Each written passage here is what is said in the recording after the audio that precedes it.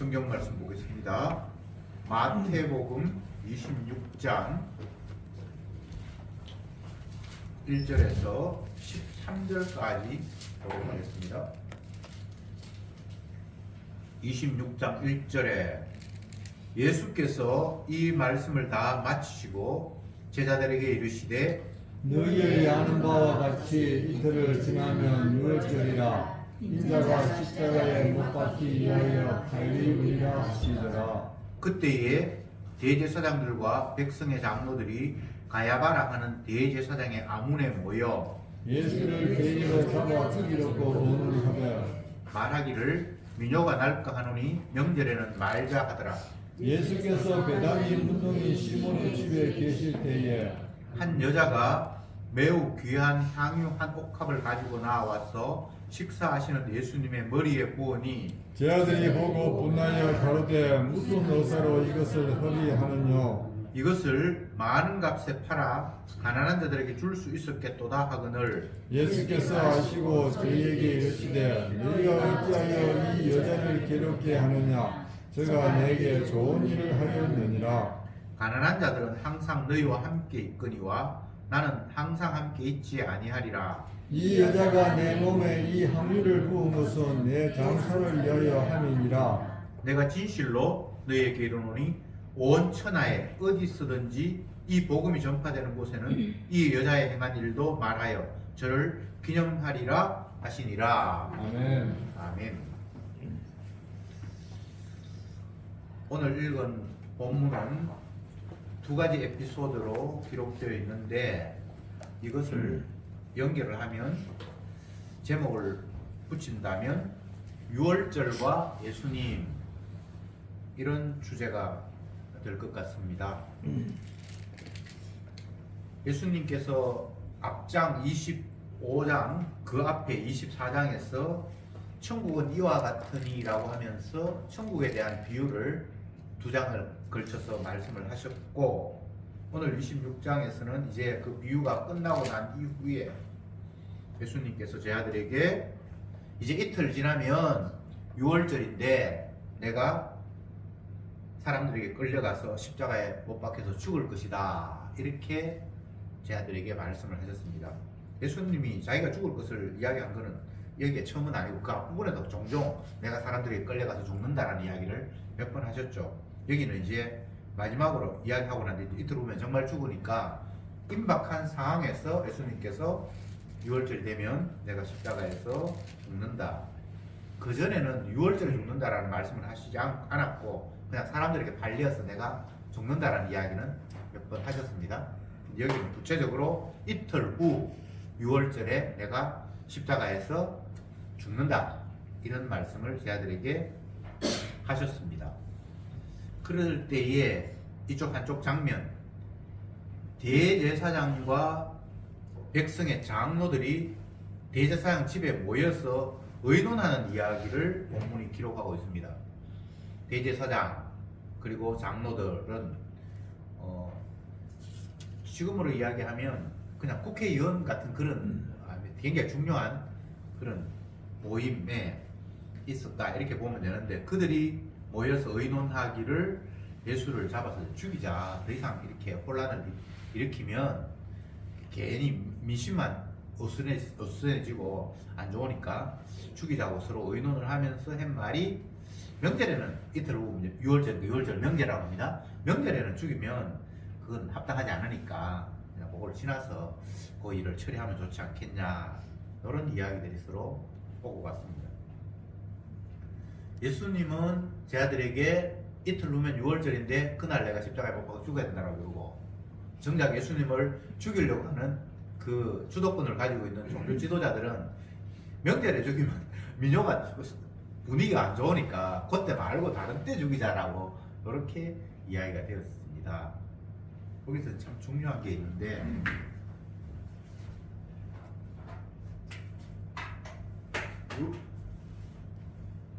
유월절의 의미 이게 이제 예수님과 종교 지도자들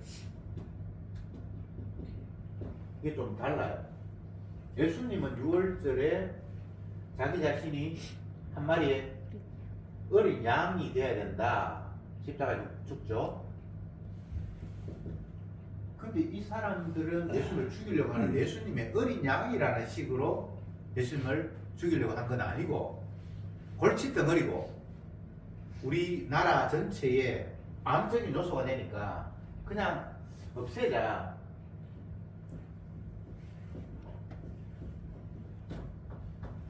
필요 없는 존재로 소멸시켜버리자라고 이야기했고, 이 지도자들은 6월절을 6월절로 표현하지 않고 여기서는 명절이다 이렇게 표현을 하고 있습니다. 이게 뭐 그냥 지나가면 아무것도 아닌데 의미가 있는 표현이거든요. 유대인들은 6월절이 가장 큰 명절입니다. 예수님이 살던 이 당시에는 유대인들이 여러 가지 사정에 의해서 유대 땅에만 살고 있는 것이 아니고 이웃 애굽이나 주변 나라에 많이 흩어져서 살았습니다. 그래서 6월절이 되면 옛날 자기들이 명절 지키던 그런 의식 가지고 다른 나라에서도 다시 고국에 돌아와서 명절을 지키고 하는 이런 풍습이 있었습니다. 사도행전을 보면 그게 구체적으로 나타나 있잖아요. 6월절날 각 지역에서 모인 사람들에게서 성령이 임해서 각 언어에 자기 지역의 언어로 사도들의 말을 알아들었고 이런 이야기가 있는데, 어쨌건 예수님 당시에 유대 풍습에는 6월절이 되면 우리처럼 뭐 설이나 추석같이 굉장히 큰 명절로 다 같이 모여서 축제를 하고 하는 이런 분위기여서 정작 6월절의 의미, 이스라엘 백성들이 애굽에서 종살이 했는데 하나님께서 그들을 그곳에서 불러내어 자기가 원하는 그 땅으로 이끌기 위해서 마지막 날 애굽에서 살던 그 마지막 날 6월절에 어린 양을 잡아서 죽이고 그 양의 피를 문틀에 바른 그 가정 안에서는 하나님이 죽음을 면제시켜주고 나머지는 그 땅에 있는 모든 생명을 다 죽이는 어마어마한 하나님의 심판이 시행되는 그 날이 6월절이었고, 그 6월절에 살아남은 자는 어린 양의 피 때문에 살아남았고, 그게 이제 구원이라는 커다란 주님의 일하심의 상황과 6월절은 직결되어 있습니다. 6월절은 어떤 특별한 날, 명절이라는 의미보다는 어린 양이 죽음으로 말미암아 자기 백성이 죽음에서 해방되는 날, 구원 얻는 날, 그게 6월절입니다. 그런데 유대인들은 그냥 가장 귀한 날이고 우리 옛날 조상들이 애굽에 살다가 탈출한 날이고 우리가 이야기하면 광복절, 해방절, 8월 15일 이런 의미도 있고, 어쨌든 뭐 축제하고 종교적인 행사를 하고 다른 나라에 살던 교포들까지 다 와서 즐기고 하는 이런 어떤 축제의 장이었는데, 그런 인식 자체가 주님의 관점에서 보면 어리석은 인식이죠. 즐기고 행복하게 하고 웃고 떠드는 그런 날이 아닙니다. 누군가가 대신 죽어야 했습니다. 정작 죽어야 할 사람들은 이스라엘 사람들 본인 한 사람 한 사람이 다 죽어야 돼요. 애굽에 왜 하나님께서 모든 첫 초태생을 다 죽여야 했습니까? 그 이유를 따지자면 하나님의 뜻을 어기고 자기 마음대로 살아가고 우상 숭배하고, 그래서 하나님이 도저히 꼴보기 싫어서 분노를 주체할 수 없어서 죽여버리시는데, 전체 다를 죽이는 것보다는 초태생을 죽임으로 말미암아 첫 것이 죽었다는 말은 나머지 거는 볼 것도 없이 다 죽었다는 것을 포함하고 있거든요. 그러니까 대심판이 집행이 된 거예요. 내가 우상 숭배하고 하는 너희들 꼬라지를 도저히 볼 수 없어서 내가 화를 너희들에게 내렸다라는 신호로 첫 초태생을 그 애국 땅에 있는 모든 집집마다 다 죽였습니다. 그러니까 심판의 날이죠. 대심판의 날이죠. 그랬는데 어린 양의 피가 발린 그 가정 안에는 죽지 않았다. 원래 유월이라는 말은 넘어갔다, 통과했다, 그런 의미거든요. 그러니까 그림을 이렇게 한번 그려보겠습니다.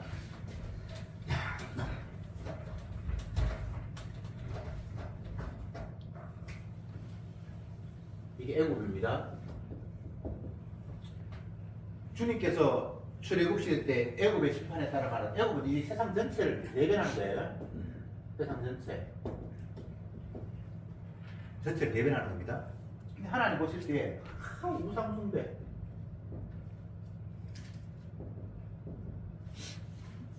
뭘 섬기고 뭘 바알을 섬기고 아세라를 섬기고 오만 잡다한 우상들이 이 안에서 섬겨지고 행행한 거예요. 그래서 하나님께서 보실 때 도저히 이제 참을 수가 없는 그런 상황이 왔어요. 제가 반영했다라고 표현할 수도 있고, 그런 상황에서 하나님께서 이들 전체를 다 심판해버리는, 다 죽여버리는 그런 계획을 세웠습니다. 그러면서 하나님께서 모세에게 독특한 복된 소식을 말씀하셨습니다. 어린 양을 잡아서 피를 흘려서 그 피를 문틀에, 사람이 들어가고 나가고 하는 그 문틀에 바르면 이 심판하는 천사가 그 집은 통과할 것이다, 심판을 넘어설 것이다 라는 차원에서 주님께서 말씀을 주셨고, 그래서 그 넘어갔다, 심판이 넘어갔다라는 차원에서 6월 그 절은 날짜 그날이고 심판이 통과됐다라는 그런 의미거든요, 6월절이. 근데 이스라엘 백성들은 지금 그런 의식이 없고 그냥 막 가족들끼리 모여서, 멀리 있는 사람들까지 다 모여서 복작복작하면서 즐기는. 그런데 그날 사람 죽이면 영 분위기가 안 되니까 꼴 보기 싫지만 그날은 죽이지 말고 명절 지나면 예수라는 사람을 처분하자라고 의논이 됐다는 겁니다. 그런데 결과적으로는 예수님께서 6월절에 돌아가시죠. 왜냐하면 6월절의 의미가 분명히 드러나야 되기 때문에. 명절이고 축제하는 이런 인간들의 의식이 아니라 누군가가 죽어서 죽음을 면하는 그런 날이 6월절이기 때문에 예수님께서 내가 죽어서 너희들의 죽음, 심판이 면해진다는 걸 보여줘야 되기 때문에 그분은 6월절 어린 양으로 죽어야 했습니다. 죽는 사람은 자기 의지와 상관이 없이 힘이 없으니까 끌려가고, 죽이는 사람은 힘이 있으니까 자기 의지대로 할 수 있고, 이게 세상의 논리잖아요. 죽일 사람이 명절에 죽이지 말자 그러고, 죽는 사람이, 끌려 죽는 사람이 나는 명절에 죽어야 되겠다 그러고, 그렇게 부닥치는데 결과적으로는 6월절의 의미가 살아나야 되기 때문에 힘없이 끌려가는 예수님의 의지에 따라서 6월절에 죽는 것으로 이렇게 결론이 나는데, 이 모든 상황들은 예수님이 주인이라는 거예요. 겉으로 볼 때는 예수님이 힘없어서 종교적인 지도자에 의해서 그냥 끌려가서 죽는 모습을 표면적으로는 그렇게 보이는데, 실제적으로 예수님이 세상의 주인이에요. 자기가 그때 죽어야 했기 때문에 그때 죽으시는 거예요. 근데 인간들은 그것도 모르고 자기 마음대로 계획을, 축제의 날에는 사람 죽이면 안 된다, 그러면 분위기 흐트러지니까 명절 지나서 우리가 예수님을 처분하자, 온갖 이야기를 다 해도 그들이 주인이 아니니까 자기 의도대로 일이 되지는 않아요. 그 사건이 앞부분의 에피소드고, 두 번째 내용은 6절 이하에 예수님께서 시몬의 집에, 문둥이 시몬에 아마 문둥이여서 아마 치료받았던 사람이 같아요. 그 집에서 식사를 하는데 갑자기 초대받지 않은 한 여자가 와서 매우 귀한 향유를 가지고 와서 예수님의 머리에 붓는 사건이 있었어요. 요게 이제 두 번째 에피소드인데, 그 이야기를 해보겠습니다.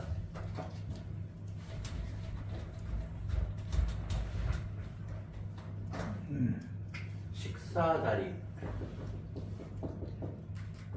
근데 이게 초대받지 않은 여인이 갑자기 등장을 해서 매우 값진 향유 이렇게 되어 있어요. 다른 성경을 보면 똑같은 본문을 다른 복음서에서는 어떻게 되어 있는가 하면 300데나리온이나 되는 가치의 값을 1데나리온은 그 당시에는 1인 하루 일하는 사람 노동의 대가 정도 되거든요.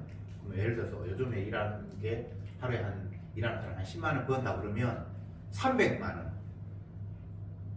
맞습니까? 3천.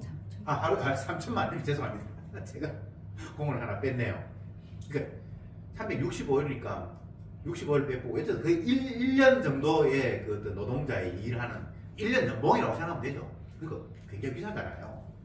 그걸 한순간에 그냥 머리에 부어서 없어져 버리니까 이 식사 자리에서 어떤 여인이 예수님께 하는 행동이 향유를 1년 정도 되는 연봉을 그냥 부어버렸어요. 그랬을 때에 제자들이 그 귀한 것을 왜 흡입하느냐? 예수님은 내 장례식을 예비했다. 이렇게 이야기가 갈려지는 거예요. 예수님의 이 말씀을 우리가 모른다고 치면 제자들의 평가가 맞잖아요. 그 귀한 걸 갖다 왜 예수님 머리에 부어가지고 그냥 흡입해버립니까? 그걸 정말 팔아가지고 가난한 사람들에게 구제도 하고 하면 얼마나 좋겠어요. 제자들은 그 이야기를 했거든요. 왜 그 값비싼 것을 그냥 부어서 흡입해버리냐? 그거 그냥 팔아서 1년 연봉이 뭐 3천만 원에 하면 3천만 원 가지고 구제도 하고 가난한 사람들 쌀도 사주고 하면 얼마나 좋으냐? 제자들의 이야기가 예수님의 말씀이 없었다면 하나도 이게 이상한 게 아니고 너무나 당연한 얘기예요. 우리가 성경 읽을 때 늘 생각해야 되는 것이 사람들의 이야기들이 터무니없다라고 그렇게 자꾸 받아들이는데 터무니없는 게 아닙니다. 지극히 상식적이에요. 서기관 바리새인들이 바보들이 아닙니다. 똑똑한 사람들입니다. 이렇게 종교 지도자들이 그 제자들이 뭐 그렇게 자꾸 우리는 학문이 별로 없으니까 무식하다 그냥 이렇게 생각하는데 그렇게 생각하면 안 되고 그냥 지극히 상식적인 행동들과 상식적인 말을 하는 사람들이에요. 300데나리온이나 되는 값비싼 걸 1년 연봉에 해당되는 걸 왜 한순간에 머리에 부어서 흡입해버립니까? 차라리 그 돈 가지고 예수님의 일행들의 매일 뭐 여비를 낸다든지 식사비를 낸다든지 이렇게 해도 충분히 할 수 있는데 그냥 머리에 부으면 아무 의미가 없잖아요. 그런데 이상하게도 예수님께서 그 여인의 한 행동을 보면서 제 아들을 나무라듯이 하시는 말씀이 11절 봅시다. 10절부터 봅시다. 예수께서 아시고 저에게 이르시되 너희가 어찌하여 이 여자를 괴롭게 하느냐? 저가 내게 좋은 일을 하였느니라. 가난한 자들은 항상 너희와 함께 있거니와 나는 항상 있지 아니하리라. 이 여자가 내 몸에 이 향유를 부은 것은 내 장사를 위하여 함이니라. 내가 이틀 후에 죽는데 이 여자가 지금 내 장례식 지금 준비로 향유를 부었다는 거예요. 유대인의 풍습에는 보면 사람이 죽으면 그 시신에 향품을 넣는다든지 이렇게 향유를 뿌려요. 대부분 그런 풍습이 있죠. 우리나라도 보면 뭐 제사 지낼 때도 아니면 초상 나서도 보면 이렇게 향을 이렇게 피우고 하잖아요. 원래 그건 그 병풍 뒤에 사실은 시체가 있었거든요. 지금은 냉동실에 집어넣지만 옛날에 냉동실 없을 그런 시대에는 병풍 뒤에 시체가 있었다고요. 그러니까 그 시체 섞는 냄새를 없애기 위해서 그 향을 피우고 그렇게 했던 풍습이 있었는데 지금도 계속해서 그렇게 하는데 어느 나라나 장례식 때는 그런 좋은 냄새 나는 것들을 이렇게 뿌리기도 하고 몸에 집어넣기도 하고 그렇게 해요. 예수님 당시에도 그렇게 했어요. 요거는 마가복음에서 그럼 나와서 한번 봅시다. 마가복음 16장에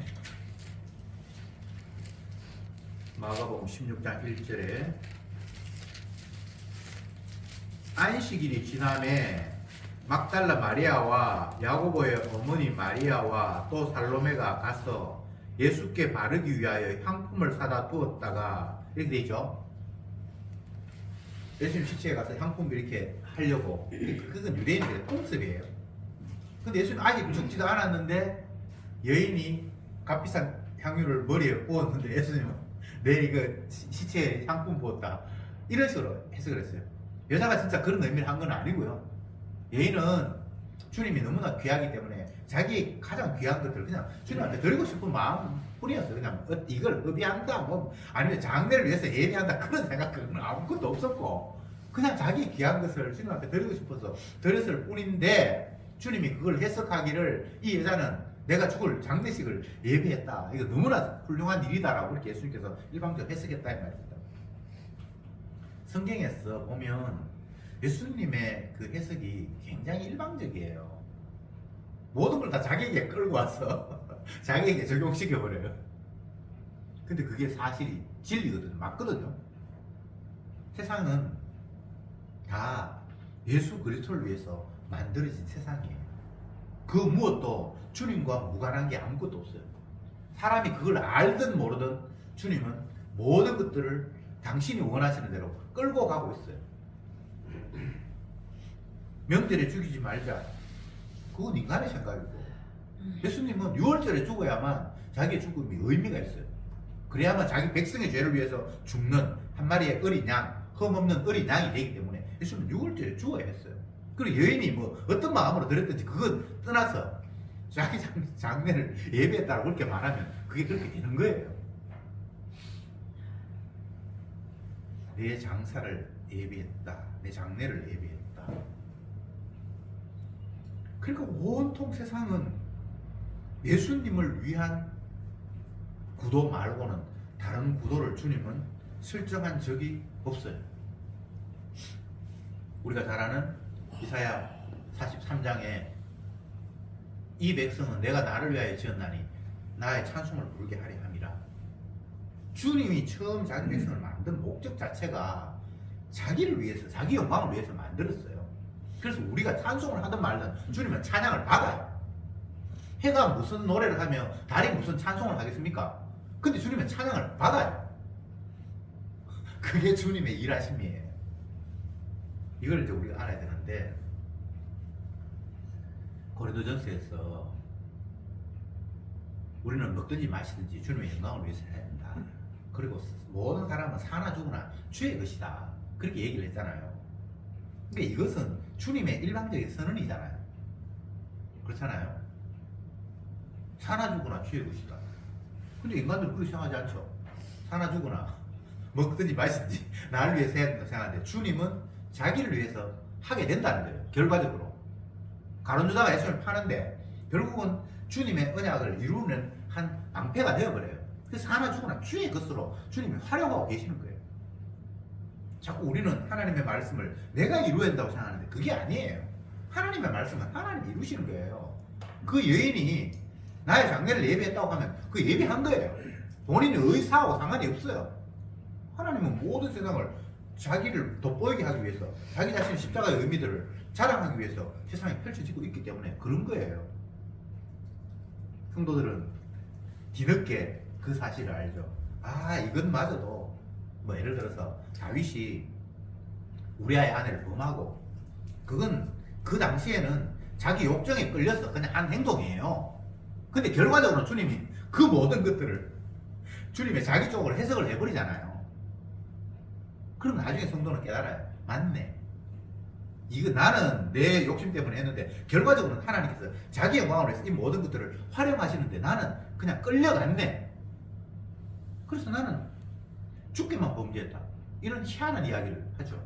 하나님 앞에서만 죄인이라는 거예요. 죄라는 개념이 우리는 인간들끼리 성립이 되잖아요. 내가 누구에게 피해를 줬고 피해를 당했고. 근데 주님 앞에 복음 안에서는 인간들끼리 죄가 성립이 안 돼요. 창조주 앞에 피조물이 죄인이지 피조물끼리는 그걸 죄인 이런 개념을 성립을 시키지 않아요. 그게 은혜 안에서 이야기예요. 이것은 남들한테 피해 끼쳐놓고 뻔뻔하게 살아 이런 이야기가 아니고, 정작 죄라는 개념은 창조주 하나님 앞에 피조물이 그분의 뜻을 깨닫지 못할 때 그게 죄가 되는 거예요. 인간들끼리 뭐 피해주고, 세상은 그게 죄잖아요. 근데 언약에서는 그게 죄가 아니에요. 결과적으로는 하나님께서 자기 영광을 위해서 우리를 이렇게 몰아세우고 저렇게 이끌어 가시고 그렇게 펼쳐지는 것, 그것이 하나님의 뜻이고, 우리는 그 주님의 틀, 계획, 언약 안에 단 한순간도 한 지점도 벗어날 수 없는 그런 존재입니다. 이게 깨달아지면 범사에 감사할 수가 있어요. 찬양이 돼요. 오해하지 마세요. 내 마음대로 살라는 이야기를 이렇게 하고 있는 게 아니에요. 그리고 남한테 피해 끼쳐도 뭐 그거 잘못 아니다 이런 이야기를 제가 하는 게 아니에요. 어떤 개념이든 예수님을 중심으로 해서 그분의 죽으심의 의미 속에서 모든 것들이 파생이 돼야 되지만 제대로 된 해석이 돼요. 예수님의 죽으심이 바탕에 깔리지 않은 시각 자체는 다 엉터리예요. 오늘 본문으로 이야기하면 첫 번째 대제사장과 장로들의 그 시각, 이건 예수님의 죽음을 전제로 해서 뭔가를 판단하는 게 아니에요. 인간의 관점에서 명절, 6월절, 그래 우리들 축제 아니야, 1년 가운데 가장 즐거운 날 아니냐, 명절. 그래 명절에는 뭐 사람 죽이고 이렇게 하면 이거는 분위기가 안 돼. 여기는 예수님의 시각, 예수님의 죽음이 바탕에 깔려 있지 않잖아요. 이건 엉터리예요. 이렇게 돼버리면. 근데 예수님은 자기 죽음을 중심으로 모든 걸 이해하죠. 6월절, 그래 그거 내 죽는 날이야. 내가 6월절에 한 마리 어린 양이 돼야 되기 때문에 나는 그날 죽어야 돼. 모든 게 자기의 죽음과 연관이 지어서 모든 것들을 해석하고 계십니다. 여인이 향유를 부었다. 제 아들이 왜 그거 급이하냐? 인간적으로 보면 급이죠. 3천만 원이 작은 돈입니까? 그걸 한순간에 그냥 뿌려버렸으니까. 근데 이런 시각은 예수님의 죽음을 바탕으로 바라보는 안목이 아니잖아요. 그리고 이게 엉터리인 거예요. 근데 예수님은 그걸 자기 죽음과 연관시켜서 나의 장례를 예비했다라고 이렇게 이야기해요. 이게 거짓말 같은데 거짓말이 아니에요. 모든 것은 예수님의 죽음과 연관이 되어야만 그게 제대로 된 안목이 되는 거예요. 주님의 죽음과 상관이 없이 그냥 해석해버리면 그게 다 엉터리예요. 왜? 세상은 예수님 중심으로 만들어졌고 예수님의 주되심을 드러내기 위해서 모든 것들이 다 세팅되어 있기 때문에 그렇습니다. 다른 이유가 없습니다. 처음부터 주님 그렇게 만들어놨어요. 선악과 왜 만들어놨는데? 예수님 십자가의 의미를 드러내기 위해서 선악과가 있는 거예요. 생명나무가 있는 거예요. 괜히 그걸 사람을 유혹하기 위해서 이거 따먹으면 죽는다, 그거 말라고 만드노? 그거 안 만들었으면 지옥도 없고. 우리는 그렇게 생각하잖아요. 그거 자체가 십자가가 없는 다른 관점에서 바라보기 때문에 그런 질문이 나오는 거예요. 세상은 예수님의 주되심을 드러내기 위한 세상이고 그분은 반드시 주가 되기 위해서 자기 백성의 죄를 담당하셔야만 했어요. 자기 백성이 죽어야 할 자리에 자기가 자신이 죽음으로 말미암아 세상의 주가 되는 거예요. 그 하나님의 뜻이에요. 그걸 위해서 모든 것들이 다 조직이 되어 있고 그렇게 쫙 짜맞추기 위해서 모든 게 펼쳐졌기 때문에 그런 관점 아닌 다른 관점 보면 다 엉터리가 될 수밖에 없는 거예요. 이게 성경이에요. 근데 이게 안 믿어지니까 왜 예수님 죽음으로 모든 걸 봐야 되는 거예요?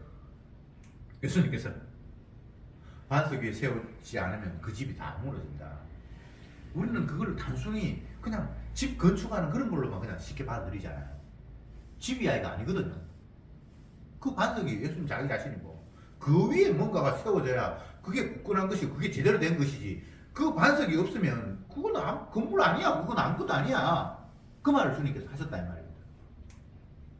근데 이게 안 깨달아지는 사람들은 왜 예수님의 죽음을 바탕으로 해서 세워야 되는지 그것도 이해가 안 되고 왜 자꾸 억지로 그런 관점으로 보냐고 이해가 안 되죠. 이해 안 되는 사람은 어쩔 수 없어요. 이해 안 돼야 되죠. 복음이 놀라운 것이 철저히 자기 백성과 깨닫지 못할 백성을 나눈다는 거예요. 우리가 천국 비유를 2장에 걸쳐서 봤잖아요. 거기서 핵심은 나누는 거예요. 너희와 저희를 나누고 똑같이 밭에서 뭐 이렇게 밭 메고 있는데 한 사람은 데려가, 한 사람은 버려.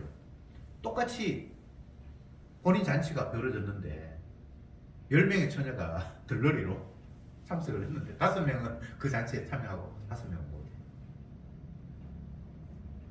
두 사람이 잠을 자고 있는데 부부겠죠. 한 사람은 데려가면 다, 한 사람은 버려. 이게 천국의 모습이라는 거예요. 저는 솔직히 나오는 거예요.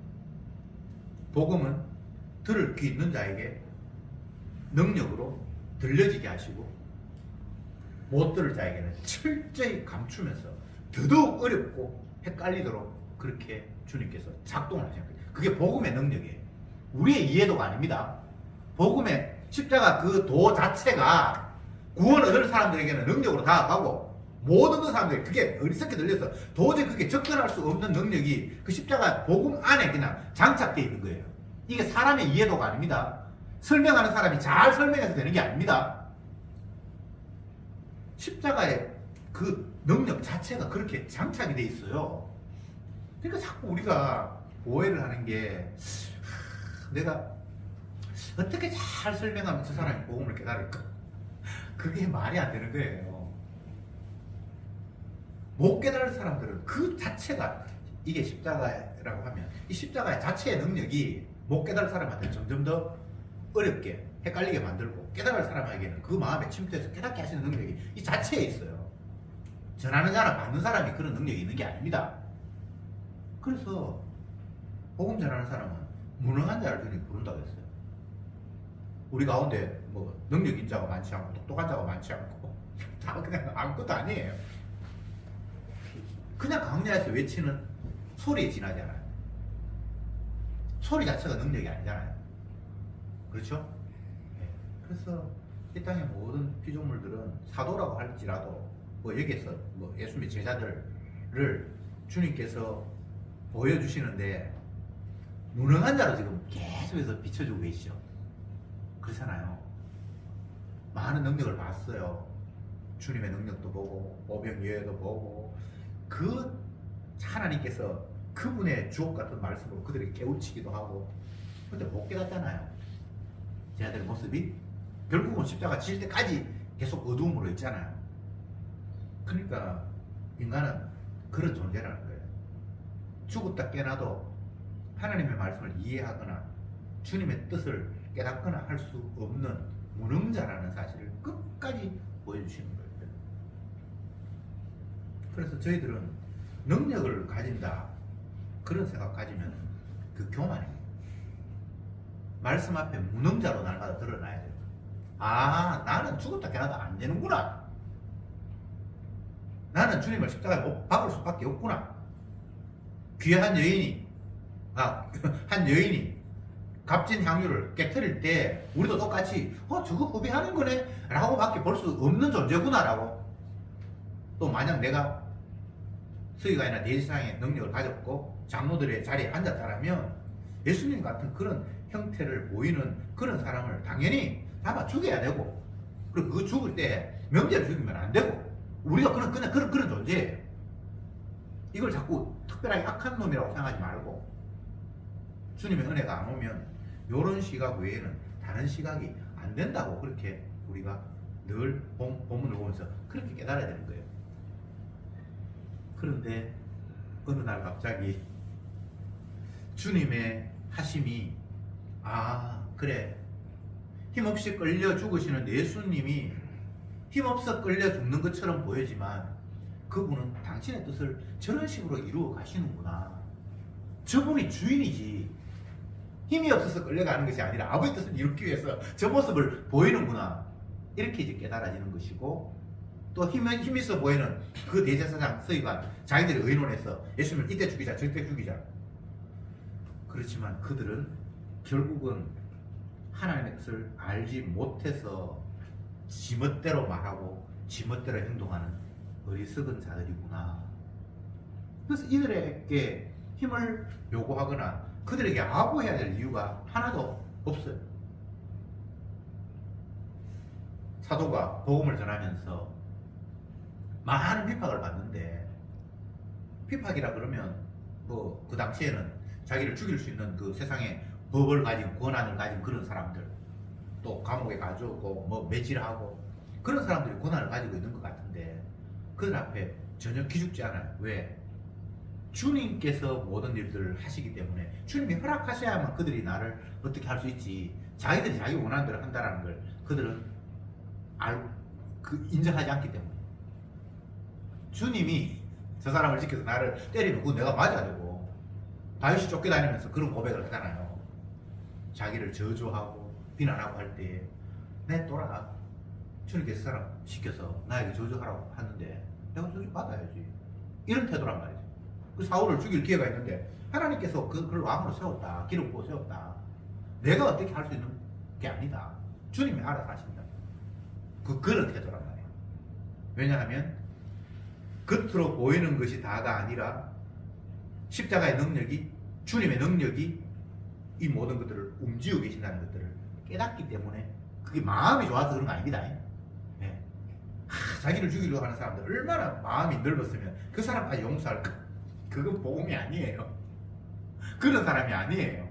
성도는 여러분들이 뭐 겸손하겠구나 마음이 넓은 사람으로 인정받으려고 하는 그 마음, 마이가 주는 마음이에요. 그런 마음, 그건 필요 없어요.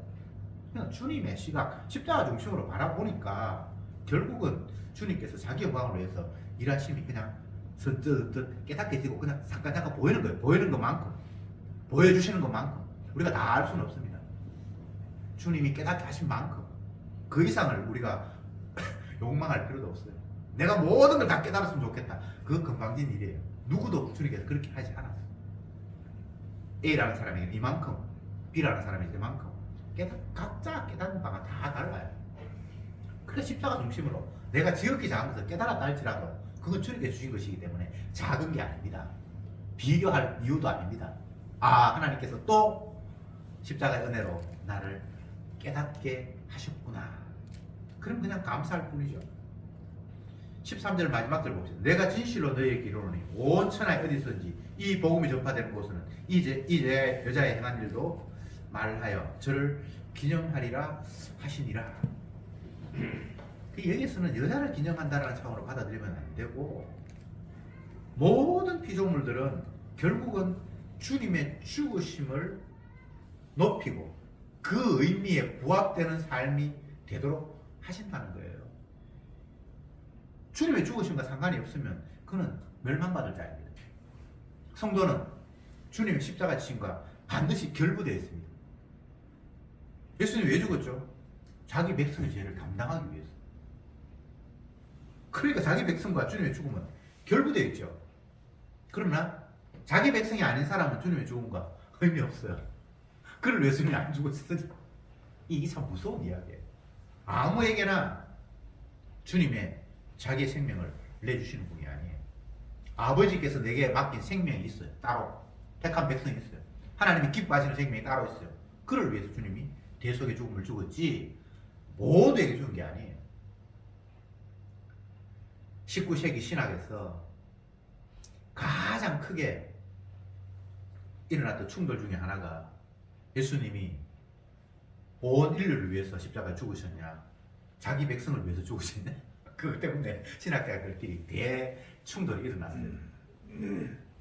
그런데 너무나 우습게도 더 큰 신학의 조류 칼바르트라는 사람이 그 당시에 가장 히트를 쳤는데 종교개혁 이후에 옛날 종교개혁 할 때는 루트가 제일 큰 힘이었어요. 근데 그 이후에는 이제 넘어가는데 칼바르트라는 사람이 예수님의 사랑은 온 인류를 위한 사랑이다. 그분의 구원은 모든 사람을 위한 죽음이다. 그렇게 이야기했는데 그 당시 종교가 기독교가 더 많은 사람이 그쪽으로 기울었어요. 마귀의 전략이죠.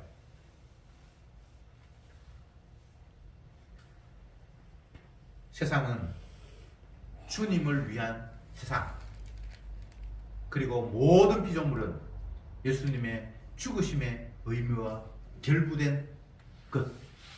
그래서 거기에서 천국과 지옥이 나누어집니다. 그것 외에 다른 식으로 뭔가를 바라본다면 그건 다 마귀의 장난입니다.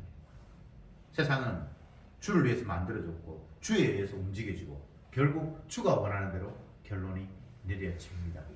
기도합시다. 주님, 우리는 어리석은 자이기에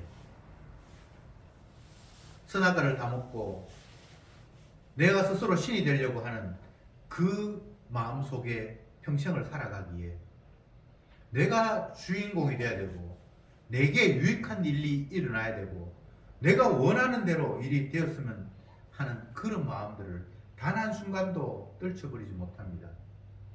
그러나 분명 이 세상은 예수 그리스도를 위한 세상이기에 나를 위해서 뭔가 된다는 이것이 얼마나 악마적인 세상인 생각인가를 늘 깨우치게 하옵소서. 권력을 가졌고 지혜를 가졌고 능력을 행사한다고 하지만 그 모든 것들이 주께서 주신 것이기에 주님을 위해서 사용해야 할 것들임을 저들이 알게 하옵소서. 그리고 세상에 펼쳐지는 모든 일들이 예수님의 십자가의 의미를, 주님의 주되심의 의미를 드러내기 위한 일이라는 사실을 순간순간 깨달으면서 그 주님의 사랑에 감격하며 감사하며 자랑하는 저들의 삶이 되게 하옵소서. 예수님의 이름으로 기도드리옵나이다. 아멘.